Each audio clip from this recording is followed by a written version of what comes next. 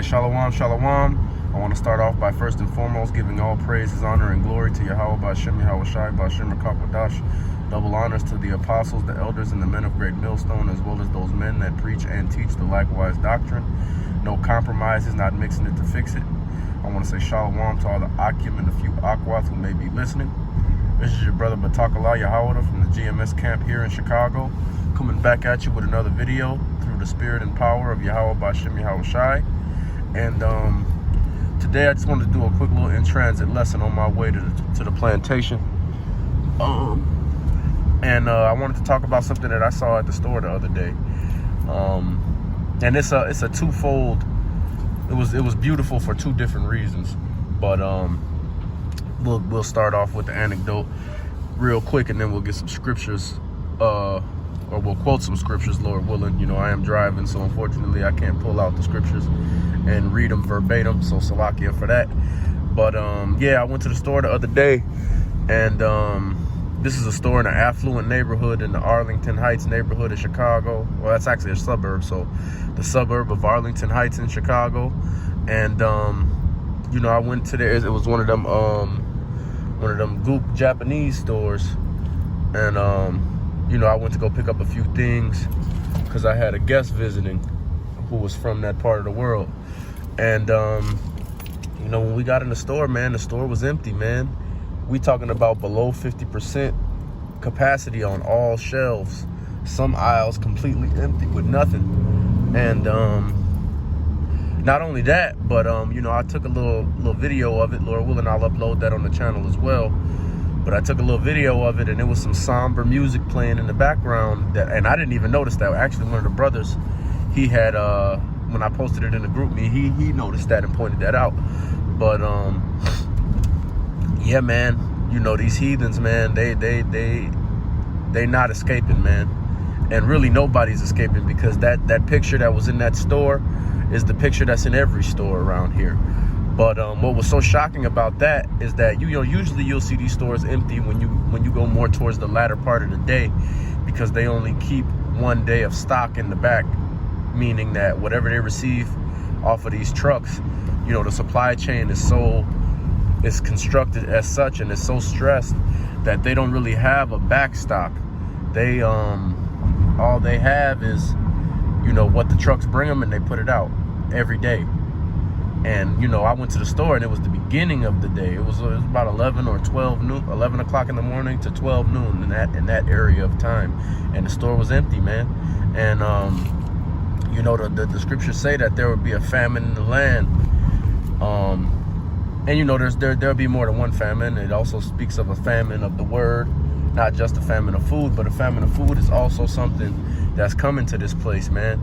And it's a part of the judgment of this place, and a part of the judgment of all you heathens and you 2/3 niggas, man.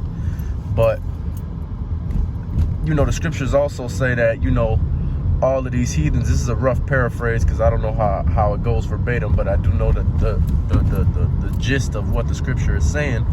It says that all these heathens would go back to their like, man, and would end up going back home if they could, to their respective lands and to be around their respective peoples, because America is through. And this was a representation of that.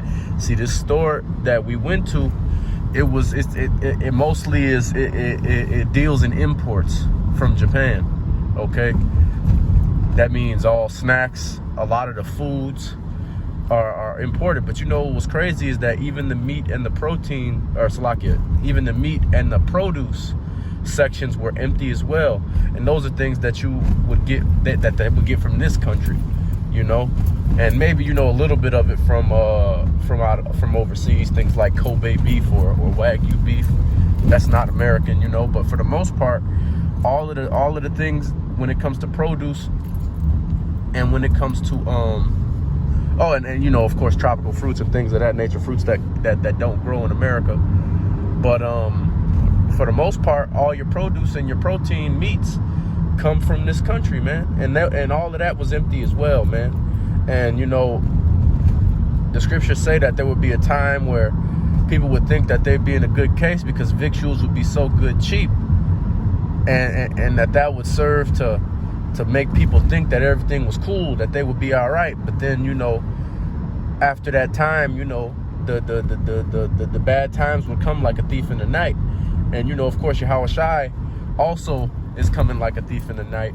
But before Yahawashi comes, things got to get a whole lot worse than they are right now. And it would happen, the scriptures say, when people would be in a comfortable place, in a place where they think, oh man, we going back to, you know, what we thought we was normal, and you know, everything is the economy is getting back fired up. You can go to the ball game again, and this and that, and all of that shit is over with, man.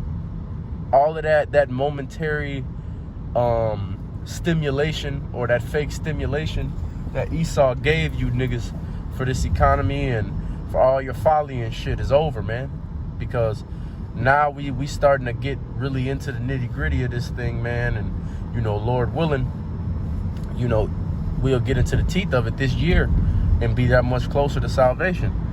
But the thing is that, see, these heathens, man, they look at us with a haughty spirit, man. You know, when we walk by, as scriptures say, when you walk by, they hiss at you. They say, is this the man? You know what I'm saying? And they basically mock you because they understand that you really are the Lord's chosen people, man. You Negroes, Latinos, and Native Americans are the true Israelites of the Bible by blood, not by practice, not by saying it, not by being a spiritual Israelite. No, by directly descending from all of these great men that the scriptures speak of. Men like King David, men like Moses, okay? Men like Joshua, okay? You Negroes, Latinos, and Native Americans descend from these men, man. And these heathens, they all know it, man. And that's why you're such a laughing stock when you live this base life that they prescribe to you. But guess what? All of these things that they've been doing are not to be unpunished, man. The Lord is already beginning to smite these devils, man. And it starts off with something as simple as not being able to get the foods and the snacks that give you comfort, that puts you in that state of mind like you back at home again, for you damn heathens, man. That's just the beginning of it, man. And it seems like a small thing, but this is something that's very big, man. A lot of these heathens, man, those type of things allow them to keep a stable mind state away from their homeland and away from their family while they're here in America, man. And another thing too is that, for the most part, all of these products from these other countries are far healthier and of a far higher quality than the things that they sell that are made and produced in America, all these American products, okay? Which is why a lot of these heathens, you know, they're in a better case of health than a vast majority of you Israelites, because the foods that they eat are far cleaner because they get them from their own people instead of dealing with Esau. But now, guess what? That option is being taken away from them, and now they have to eat the same level of poisons that we've been forced to eat by this damn devil, man. Okay? And you Edomites, this goes for you too. And really, you guys have been you Edomites have been kind of strapped to the same wagon that we've been strapped to as far as dealing with this American bullshit. Now, of course, Jake is going to suffer far more because this is not his kingdom, and Yahweh Bashem Yahawashi is punishing us for the things that we have done. But ultimately, guess what, man? You Edomites, you eat the same food, you drink the same water, you breathe the same air. And when it comes to you low-level Tom, Dick, and Harry Peckerwood Edomites, and all of you blue state cuck Edomites that work in these corporations and shit, these elites don't give a fuck about you. You a nigga to them, man. They treat y'all like niggas, man. Yeah, you might get the benefit of the doubt when it comes to dealing with the police and shit like that. But when it comes down to it, man, these elites have not cut a piece of the pie for you to have a portion, man. And to be honest, they in their mind, if they could get their enterprise off, the only piece of the pie that you'll have is being able to serve them instead of having to serve Yahweh Bashem Yahawashi, King David, and the Israelites of the elect on down.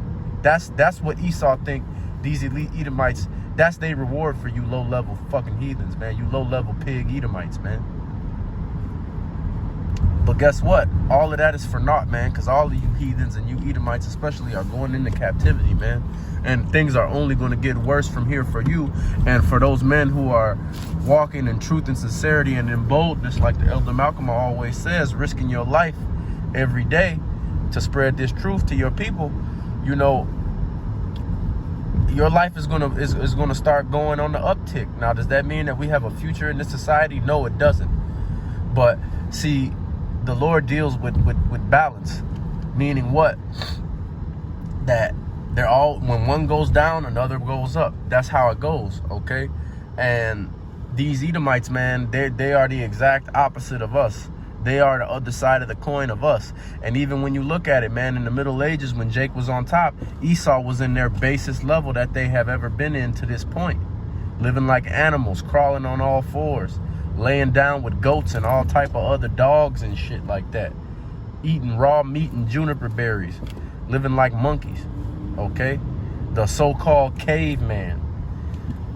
When Jake was at his peak, well, I won't say at his peak, because, you know, even when Jake was really at his peak in the kingdom of King David and King Solomon, as far as being on this side, even then Esau was in a lower state and was in bondage, man. And King David had garrisons all over the land of Edom and all these other heathens, man. But guess what? In the Renaissance as well, you know, you Edomites was living like animals and Jake was on top. And as soon as the Renaissance, or not the Renaissance, the Dark Ages, Salakia, during the Dark Ages, Jake was on top and you Edomites was on the bottom.